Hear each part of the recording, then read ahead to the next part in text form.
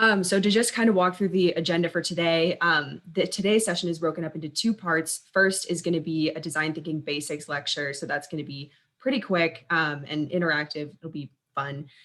And then the second part is going to be the sprint, where you're going to take the information that we teach you, so the basic intro to the steps, and then apply that.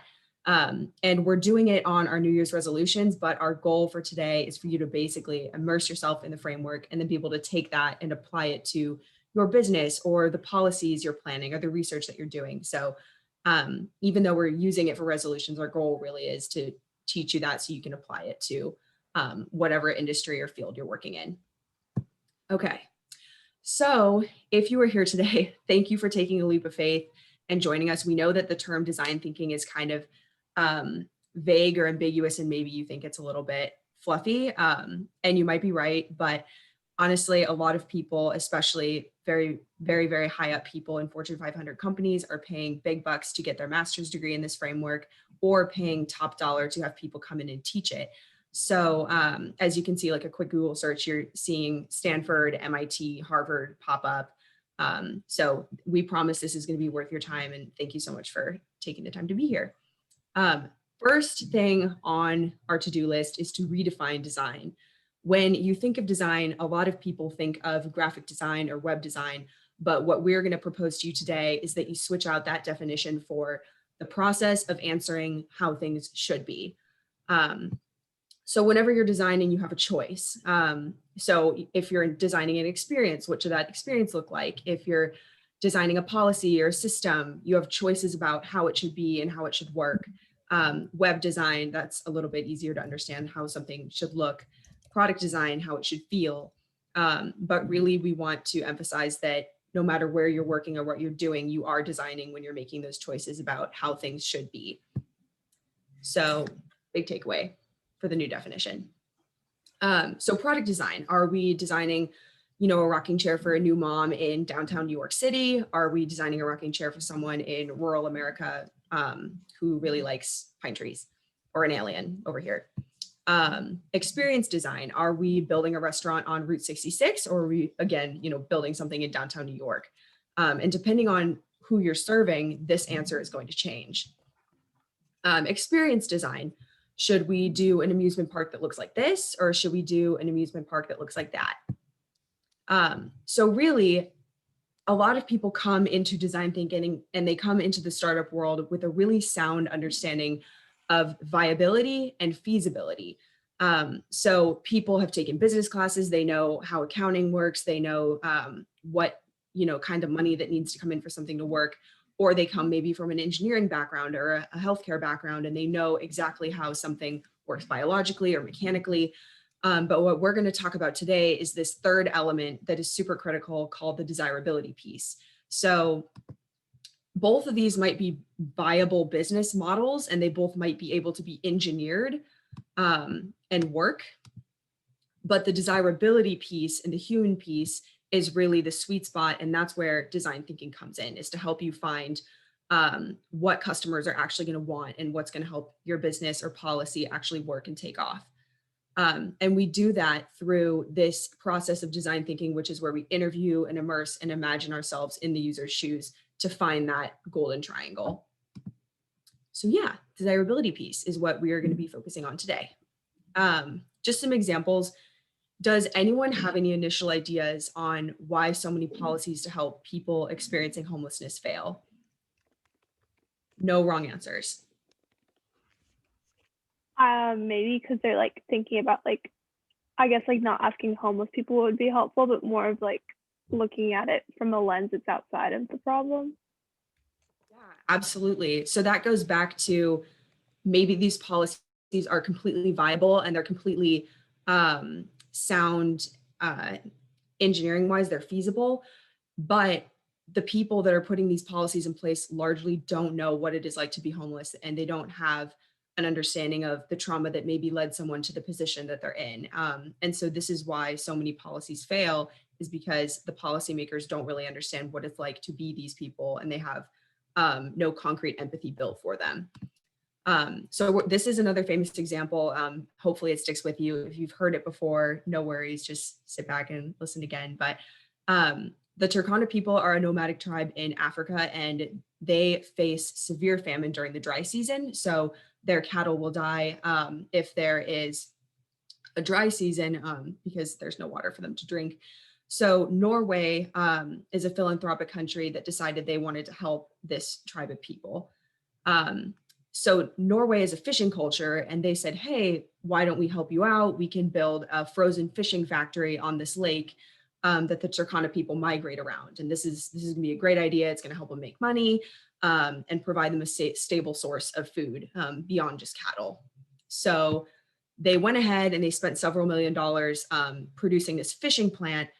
What do you guys think happened? Again, no wrong answers.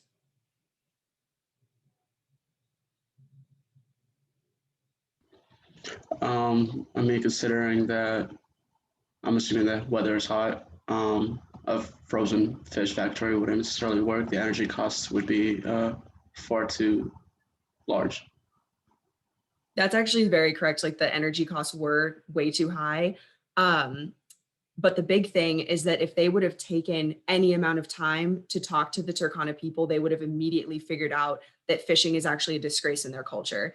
So if you can imagine something that's super disgraceful in American culture, fishing is something that has never been done, and it's for a very clear reason to them. And it doesn't, the whole fishing factory doesn't work with the fact that these people are nomads. They move around. You can't move this fishing factory around. And so while this is a very dramatic example, this is why so many businesses fail, is they don't understand the people that they're trying to serve, and they just kind of throw a solution at them without understanding the desirability piece.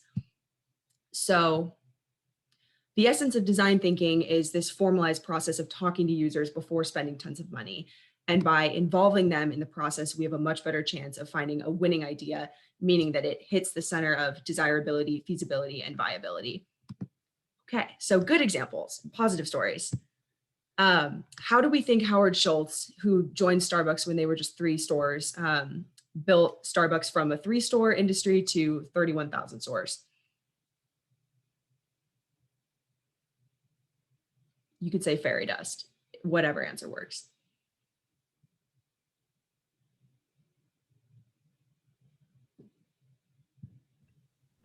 He sort of like redesigned the coffee experience by making it more of an experience and not just like a mundane morning thing that everyone does, but actually like listen to what like consumers wanted and sort of like rethought out how that process would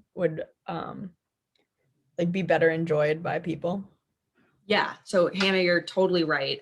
So this is the story of how that happened. Schultz actually took a trip to Italy where he figured out why coffee culture is such a huge thing there in that country. And he determined that it was this personal connection that people had to coffee and to the whole experience of drinking coffee. So when the barista knows your name and they know your order, and the fantastic atmosphere that they have in Italy, espresso cafes. So this is what he saw and what he documented when he was there. And this is why Starbucks looks the way it does. So this was a winning idea that came out of talking to people and watching people and really trying to understand why coffee was an important part of their life and how he could translate that to his business model.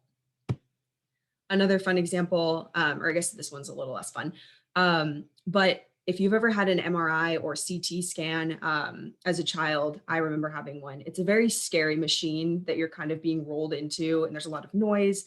And GE was having issues with children not wanting to get in the scanners.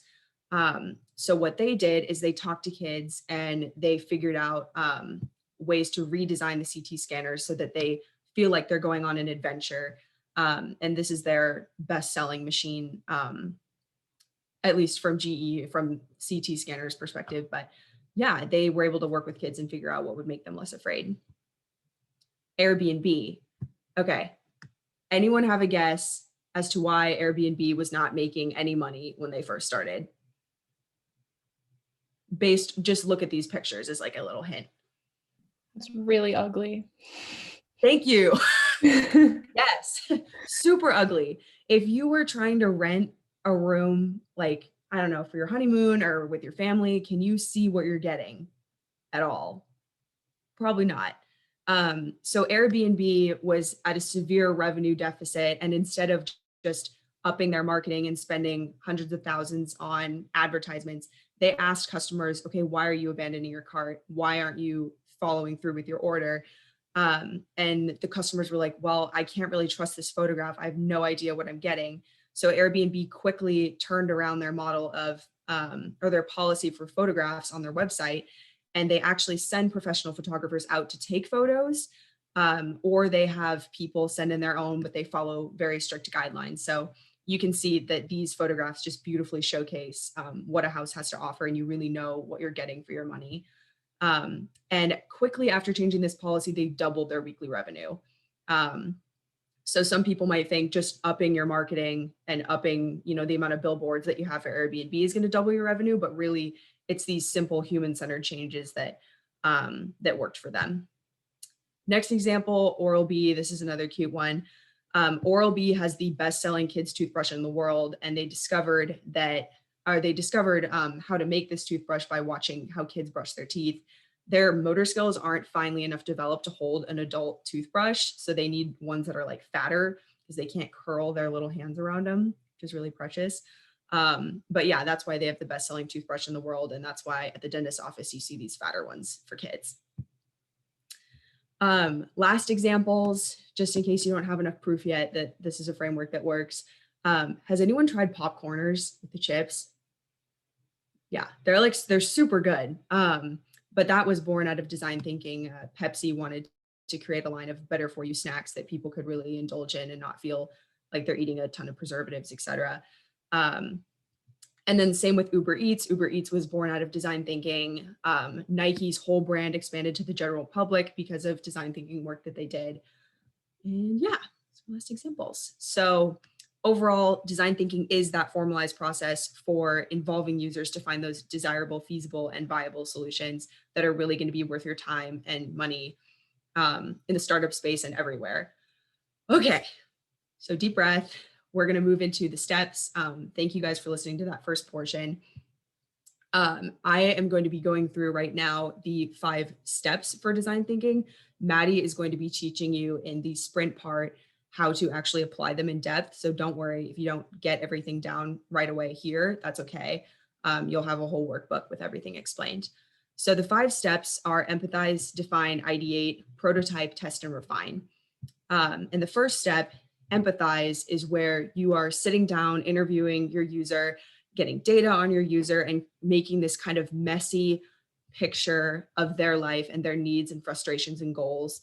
And it feels really frustrating because you're getting all this information and you're not sure where to put it or what to do with it. Next piece is called the define step. You take all this messy information and try to consolidate it, or not consolidate it, you just pick one problem that you're going to solve based on what you know about the user. So you form this concrete problem statement, and this is the framework that we use. User needs a blank way to blank because blank. And then after creating that problem statement, you start the ideate phase. You come up with as many possible ideas to solve that problem as possible. So you're just very, very quickly spinning out ideas for ways that you can meet this need. And then you go to the prototype phase, which is where you pick 4 of those ideas, preferably ones that are really different from each other, and you build them out a little bit more. And then you take those 4 and start asking the user which method of solving this problem is the way that you like. So going back to like our amusement park example, you'd make one that looks like Disneyland and maybe an amusement park that's like horror movie looking, and you talk to your user and say, hey, which one are you vibing with more? And then based on what they say, you move forward with the idea that they like the best, or the ideas, or whatever comes out of that. Then you test and refine that final idea by making variations of it and testing it and trying to get all the remaining features correct. So this is the 5-step design thinking process. So instead of going from one idea and taking it all the way to the end, you start with many ideas, many rounds of getting feedback, and that is the process. So thank you guys so much for listening, and we're going to take a 5-minute break. So feel free to check your phone or turn your camera off, whatever you would like to do. Yeah, we can join maybe back at like 5:55. So maybe like 7 minutes. Is that good? Okay. 5:55.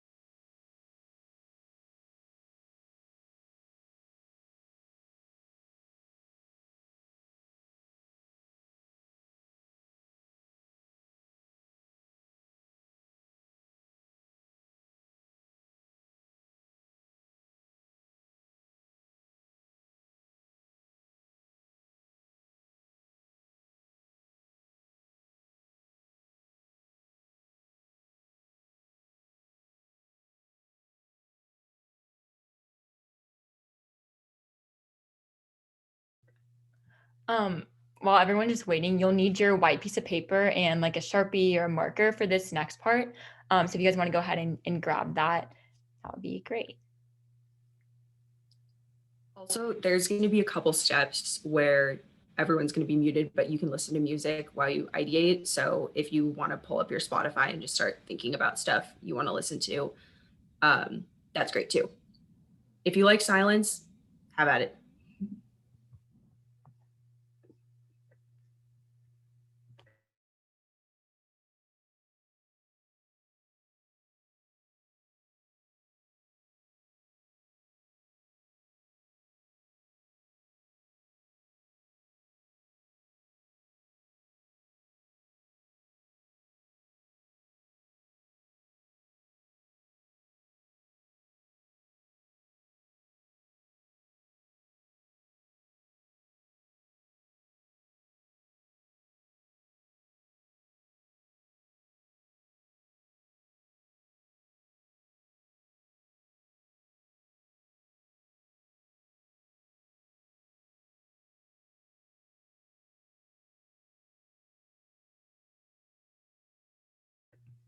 Okay, great. So if everyone wants to like come back, turn their camera on, hopefully that break let you guys relax for a bit. But just as a reminder, I'm Maddie, and I'll be guiding us through the design sprint part of the night. So basically, a design sprint is just rapidly applying the design thinking framework. So the 5 steps that Megan just talked about. So empathy, define, ideate, prototype, and test and refine. So what we're gonna do is, or just a heads up, design thinking sometimes, it's all about empathy and creativity and not getting stuck on your first idea, but sometimes it is a little bit uncomfortable. So just try to stick with it. So this is a great way just to immerse yourself in the steps and the framework. So if Megan wants to go over the prompt and some do's and don'ts, we'll then go into how it's going to look. Exactly. Just to quickly reiterate what Maddie said, if you feel frustrated during this process, that is the feeling of growth, and that's great and beautiful. So don't shy away from that feeling. Like, if anything, press into it. But our prompt for today is, how can we design a way to achieve our New Year's resolutions? And before we get started, we're going to provide a couple of tips specific to goal setting, just because this is a really niche topic. 8% of Americans that make a New Year's resolution actually keep them, and 80% have failed by the start of February. This is why we're going to be giving you some tips, is so that you can navigate how difficult it is to set goals. Okay, so number one thing to keep in mind when you go through this process is that willpower is finite. So when you're coming up with solutions for your partner, try to make the goal easier for them to achieve instead of upping the rewards for them to achieve that goal. So for example, if I'm trying to recycle more, a good solution would be moving my recycle bin closer to me and the trash can farther away, not being like, oh, you can eat an ice cream bar if you recycle every day for a month. Does that make sense? How like you make things more convenient as opposed to just upping the rewards for them? Okay. Just an example from my life, if this is entertaining at all. I had been trying for years to break this habit of eating while I cook. It's a bad habit and I wanted to break it. So instead of just relying on my willpower like I had been for years, I fixed the problem by actually ideating some solutions and deciding to wear my retainer while I cook. So that's just an example. If you can come up with a way that doesn't involve willpower, the solution is more likely to work. So for me, putting in my retainer, I don't have to think about it. And I actually did break the habit and I don't have to wear it anymore. So these types of solutions do happen to work for people a lot better. Another way that this is working in business currently, Amazon just bought this concept from IDEO for $1 billion. So really awesome concept that they came up with. But the whole idea of making it more convenient to take your medication instead of upping the rewards to take it, very, very cool concept. So let's get started. I'm going to switch it over to Maddie. Yeah. Okay. Thank you. Okay, so how it's going to work is I'm going to put you guys into pairs and you'll stay with your partner until the end of the event. And by the end, you will have designed a creative way to address your partner's resolution, and your partner will have created something for you. So the whole time you'll be co-creating, working together, but by the end, you'll have designed something for them and they will have designed something for you. So what I'm going to do next is copy and paste the like the template that we'll be using. So it's like a workbook. Let me grab the link. It's a workbook that you can take notes on. You can write your questions on, things like that. And you'll be able to obviously keep it. So it has some good just design thinking tips that you can use on other projects. So I'm going to send that out. So if you guys want to go ahead and make a copy of that, it's a Google slide. So if everyone wants to just take a second to do that.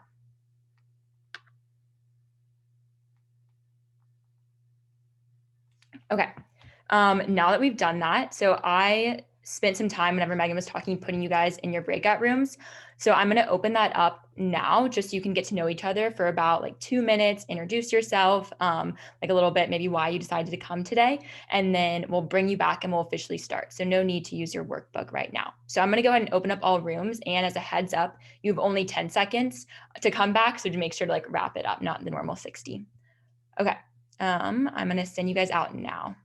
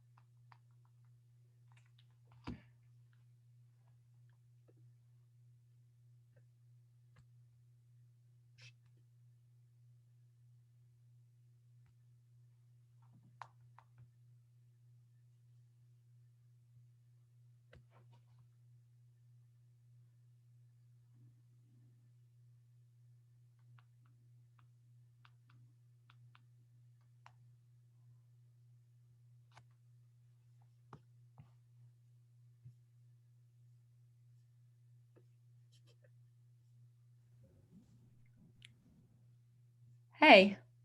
Hi. Are we supposed to come back or? Oh, I was gonna close the room, but Okay. yeah, you guys can stand here if you want. I think you guys already know each other, right? Yeah. Yes. Okay, cool. How are you guys? Good. How are you? Good. Thanks for coming today. Yeah, thanks for hosting this. This is has been really fun so far. Good.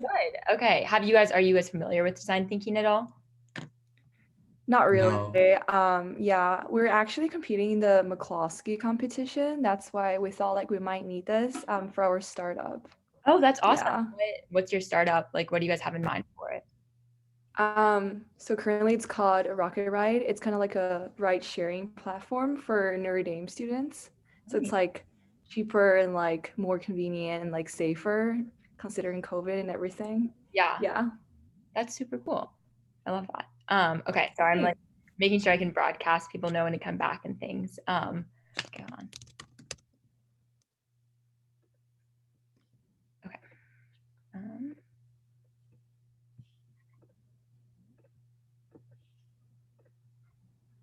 Okay. Just making sure you guys can see my screen, right? Yes. Okay. Yeah. All right, I'm gonna close the rooms. Oh wait, I can't do both. Okay. Okay.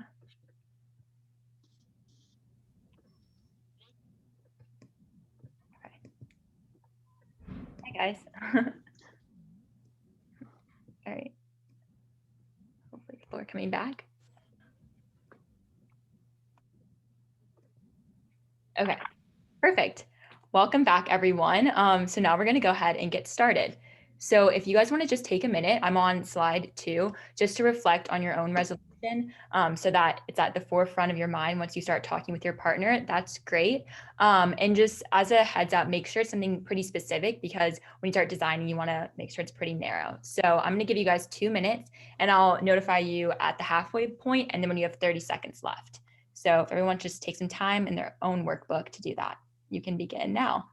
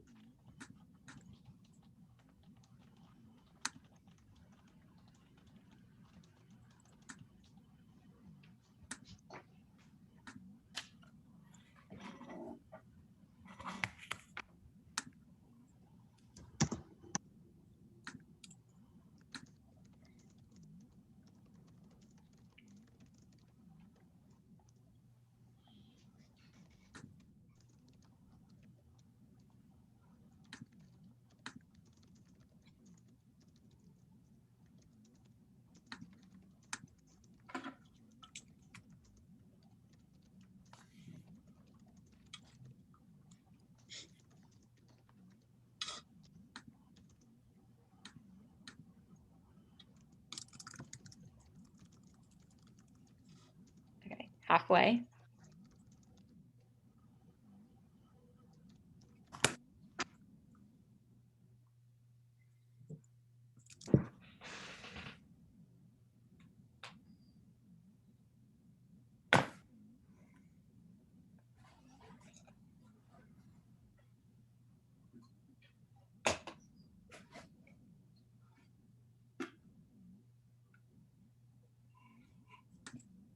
Thirty seconds.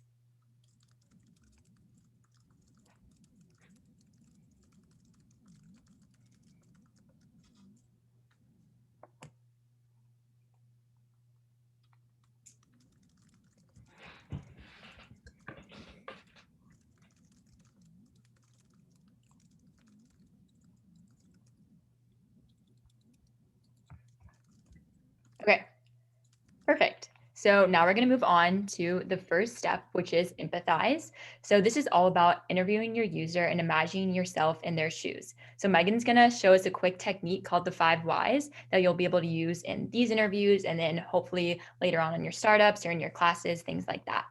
Megan, do you want to go ahead? Yeah, okay. I guess how to use this technique, the 5 whys, is you're basically going to dig deeper 5 times by creatively asking why. You're not going to make it like super obvious, but Emma, are you there? Yes. And if so, let me know, what did you have for breakfast this morning? Granola. Interesting. Okay, tell me more. Why, what time, why granola? I had granola at like 8 in the morning. I chose it because I wasn't super hungry, but I wanted to eat something. So a little granola, is just enough. So do you wake up early? Is that like a normal time that you wake up? I don't know if it was just me, but I couldn't hear that last question. Oh, I'm really sorry. Sorry, my microphone sometimes cuts out. Do you wake up early in the morning? Is 8 a.m. like your normal time? Yeah, it's like my normal time. Okay. And is granola normally what you go to for every breakfast or just today? Yeah, it's normally what I go for. Very cool. So if you guys see that model of just kind of like digging deeper and keep asking questions until you get the info that you're kind of looking for. They say that the most important insights come after the 4th question. So yeah, that's basically how to do that. Perfect. Thanks, Megan. Okay, so as you guys can see, there's about 3 parts to the empathize stage, and you can make note that round 1 of interviews is a lot shorter than round 2. So don't worry if you feel very rushed, because you'll have time to dig deeper and ask a few more questions later. So if you want to move on to slide 4, this is where you can take your interview notes here. And so our top tip is just to listen to your partner and write everything down without trying to think of solutions right away, because we'll have a lot of time for that later. And yeah, if you get stuck, there's a little red box off to the side that will help you along. So you guys have 6 minutes total. So 3 minutes each to ask questions, and I'll be sending updates in the chat of when each person's halfway through and then when to switch. So all right, I'm going to send you guys out again. Are there any questions before we go? Just want to make sure. Okay, cool. All right, I'm going to open all the rooms.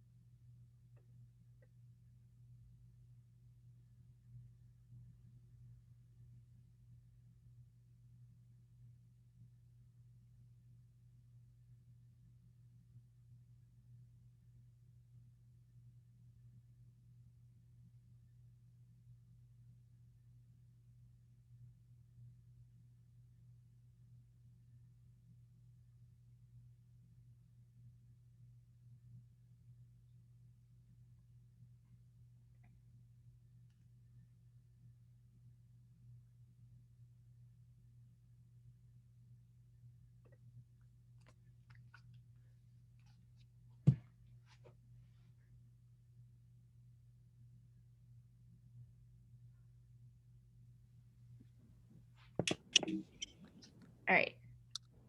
Welcome back, everyone. I know that probably felt really quick, so we're going to give you a time to just like take a deep breath and look through your interview notes that you just took. And this is a good time to make note of maybe some holes you see or parts that you want to dig a little bit deeper on in your next round. And then just as a heads up, as you guys can see under like second interviews, we have 4 questions. So like goals, obstacles, motivations, frustrations, and you're going to want to like fill these out to help you with your the next step. So whenever you're coming up with these dig deeper questions, just keep these 4 in mind. Okay, so you have 2 minutes to do this. So I'll set a timer and everyone's just gonna stay in here for this. So, all right, time starts now.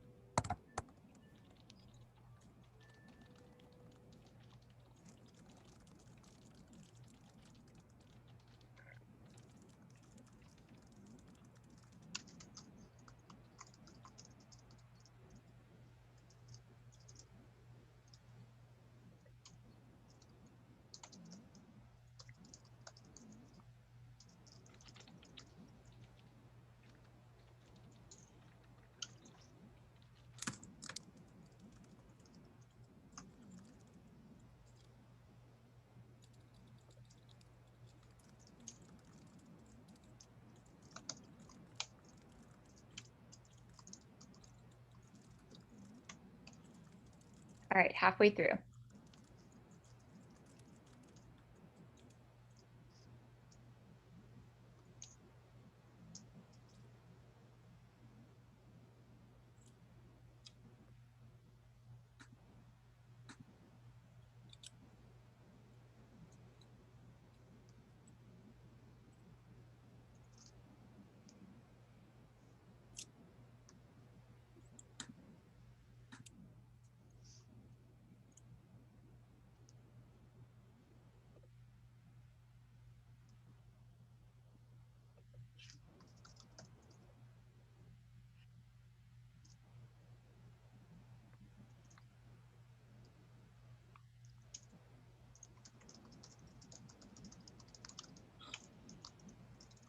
Okay, so if you guys want to just wrap those up. So now what I'm going to do is, or now what you guys are going to do is go back into the breakout rooms for 10 minutes this time. And here's when you just can spend time digging a little bit deeper and trying to better understand like the why behind, like why the resolution matters to your partner. So like goals, obstacles, motivations, frustrations. So I'm going to send you guys out for 10 minutes and you have 5 minutes each to ask questions. So same as last time, there'll be updates in the chat, things like that. Okay. Hold on. Sorry. Send you guys out now.